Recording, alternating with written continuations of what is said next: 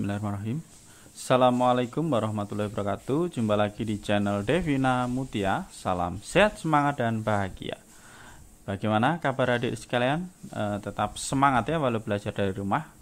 Oke, untuk kesempatan kali ini akan kita lanjutkan pembahasan soal-soal dari buku penilaian Bu Pena untuk SD atau MI kelas 5 ya, yang mana kita masih di jilid 5A, tema 2 udara bersih bagi kesehatan. Dan untuk kali ini akan kita lanjutkan pembahasan soal latihan subtema 3 ya, latihan subtema 3 di tema 2. Oke adik-adik sekalian, langsung saja kita ke halaman 145 ya, halaman 145. Dimulai dengan muatan pelajaran bahasa Indonesia. Bacalah paragraf berikut untuk menjawab soal nomor 1 sampai 3. Salah satu cara memelihara organ pernapasan antara lain adalah makan makanan bergizi agar daya tahan tubuh terjaga dengan baik. Berolahraga teratur juga penting agar alat-alat pernapasan terlatih baik sehingga dapat bekerja dengan baik. Selain itu, istirahat cukup dan posisi tidur yang benar. Nah, itu ya adik-adik sekalian, ada teks, kemudian kita diminta untuk menjawab nomor 1 sampai dengan nomor 3. Nomor 1, makna kata bergizi pada paragraf di atas adalah, ya, jawaban yang paling tepat adalah yang D, yaitu mengandung zat-zat yang baik untuk tubuh. Kemudian nomor 2, ide pokok paragraf di atas adalah mengenai, nah di sini udah saya tuliskan ya, cara memelihara organ pernapasan. Ya, cara memelihara organ pernapasan. Kemudian nomor 3, kalimatannya yang sesuai dengan paragraf tersebut adalah, ya di sini udah saya tuliskan ya adik-adik, untuk nomor 3 lah. Nomor 2 tadi juga di sini sudah saya tulis juga. Oke, untuk yang nomor 3, kalimatannya yang sesuai itu bagaimana cara memelihara organ pernapasan. Kita lanjut ke soal nomor 4. Tuliskan hal-hal penting yang perlu diperhatikan saat menceritakan kembali isi teks bacaan. Oke, untuk yang nomor 4 ya, jawabannya adalah menyampaikan informasi teks dengan bahasa sendiri, kemudian menguasai materi, menjelaskan secara terperinci, dan yang terakhir yaitu pengucapan harus jelas dengan intonasi yang tepat. Kita lanjut ke soal nomor 5. Apakah kita perlu membuat kesimpulan sendiri saat menceritakan kembali isi teks bacaan? Jelaskan jawabanmu.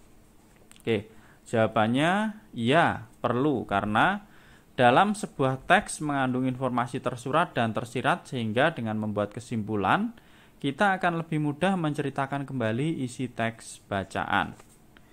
Kita lanjut ke muatan IPA KD 3.2. Berikut yang bukan merupakan dampak yang dapat ditimbulkan oleh asap kebakaran dan kendaraan bermotor adalah, jawaban yang paling tepat adalah yang B, yaitu mencegah alergi dan peradangan.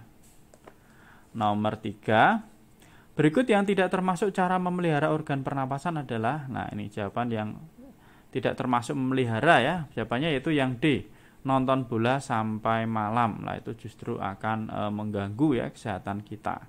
Kalau tidur cukup, bermain bola, makan makanan sehat itu adalah termasuk salah satu cara memelihara organ pernapasan ya. Kemudian nomor 3, perhatikan gambar berikut. Nah ini ada sedang olahraga ya, berlari-lari. Apakah kegiatan di atas dapat menjaga kesehatan organ pernapasan? Jelaskan jawabanmu. Oke. Untuk yang nomor 3, muatan IPA di sini udah saya tuliskan ya, adik-adik sekalian. Oke. Jawabannya adalah ya. Dengan berolahraga, paru-paru bekerja lebih baik dan sehat karena kita menghirup banyak oksigen dan mengeluarkan karbon dioksida dalam tubuh.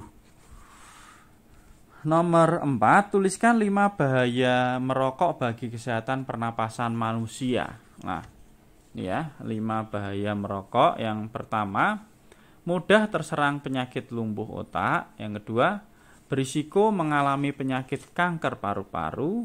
Yang ketiga, menyebabkan penyakit bronkitis, pneumonia atau emfisema.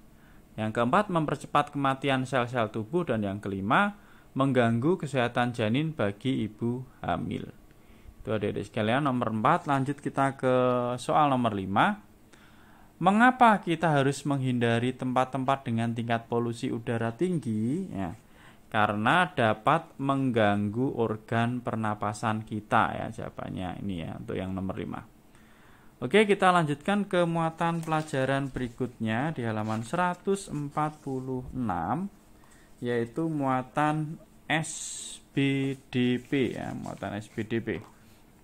Nomor 1, ajakan yang berfungsi untuk mengimbau warga melakukan suatu tindakan positif disebut, jawabannya adalah B, yaitu poster. Nomor 2, contoh media yang digunakan untuk menggambar dengan teknik basah adalah cat air dan cat minyak. Ini ada ya di materi ya adik sekalian. Kemudian nomor 3, tahapan pertama dalam menggambar ilustrasi adalah, jawabannya yaitu menentukan tema ya. Jadi kita tentukan tema dulu, kita mau menggambar apa, temanya tentang apa, lah itu baru nanti kita lanjutkan ke tahap berikutnya setelah kita menemukan tema. Nomor 4, teknik pewarnaan yang tidak memerlukan pengencer air disebut teknik kering ya. Kalau teknik basah itu tentunya memerlukan pengencer air. Nomor 5, apa saja yang perlu diperhatikan untuk membuat poster yang baik dan menarik? Jelaskan. Oke. Untuk yang nomor 5 ya, di sini udah saya tuliskan adik-adik sekalian. Ya, jadi ini ya. Poster sebaiknya berwarna cerah untuk menarik perhatian pembaca. Yang kedua, gambar atau tulisan dibuat sesuai tema serta ukuran poster. Kemudian yang ketiga, tulisan dibuat dengan kalimat efektif, singkat, dan jelas. Itu adik-adik sekalian ya. Kita lanjut ke muatan pelajaran berikutnya, yaitu muatan PPKN. Nomor 1, segala perbuatan yang kita lakukan harus dapat. Nah, jadi semua kegiatan yang kita lakukan itu harus dapat dipertanggungjawabkan ya. Apapun yang kita lakukan itu harus dapat dipertanggungjawabkan ya. Jawabannya adalah yang C untuk nomor 1. Lanjut ke nomor 2, menjaga kerapian kamar merupakan salah satu tanggung jawab kita jawabannya ini di rumah ya adik sekalian, agak jauh ya ini. Jawabnya di rumah. Jadi untuk menjaga kerapian kamar itu adalah tanggung jawab kita di rumah. Kemudian nomor 3, kebersihan lingkungan sekitar merupakan tanggung jawab. Oke, kebersihan lingkungan sekitar itu adalah tanggung jawab semua warga. Di sini sudah saya tuliskan ya. Tanggung jawab semua warga. Lanjut kita ke nomor 4. Bagaimana bentuk tanggung jawab masyarakat terhadap sampah di lingkungan sekitar? Jelaskan. Oke, untuk yang nomor 4. Jadi tanggung jawabnya diantaranya dengan membuang sampah pada tempatnya, kemudian menjaga lingkungan dari sampah, serta melakukan kerja bakti rutin untuk membersihkan lingkungan. Itu ya untuk nomor 4 ya adik sekalian. Lanjut kita ke soal nomor 5, tuliskan masing-masing 2 contoh sikap tanggung jawab di sekolah dan di rumah. Tanggung jawab di sekolah dan di rumah itu apa saja? Nah ini ya. Tanggung jawab di sekolah ya, ada menjaga kebersihan kelas melalui piket kelas, kemudian mengerjakan tugas dari guru dengan baik. Ini tanggung jawab di sekolah. Kemudian tanggung jawab di rumah apa? Nih, menjaga kebersihan rumah. Yang kedua, menjaga kerapian kamar tidur. Ini ya, 2 tanggung jawab di sekolah dan tanggung jawab di rumah. Kita lanjutkan ke muatan pelajaran berikutnya, yaitu muatan pelajaran IPS ya. Ini muatan pelajaran yang terakhir ya. KD 3.3. Nomor 1, sikap kita terhadap keberhasilan usaha orang lain sebaiknya adalah, nah kalau ada orang lain berhasil, sikap kita sebaiknya gimana? Nah sebaiknya kita tidak iri ya, justru termotivasi ya ini ya.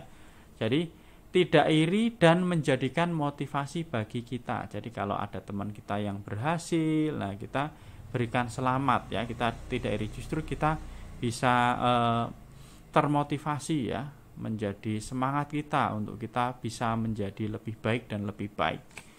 Itu lanjut ke nomor 2, jika kita memiliki usaha yang sama dengan orang lain, sebaiknya sikap kita adalah, nah sikap kita yaitu bersaing dengan sehat. Itu ya, kalau kita memiliki usaha yang sama dengan orang lain. Kemudian nomor 3, Manusia melakukan kegiatan ekonomi untuk memenuhi kebutuhan hidup. Itu untuk nomor 3 Adik-adik sekalian ya. Sekarang nomor 4.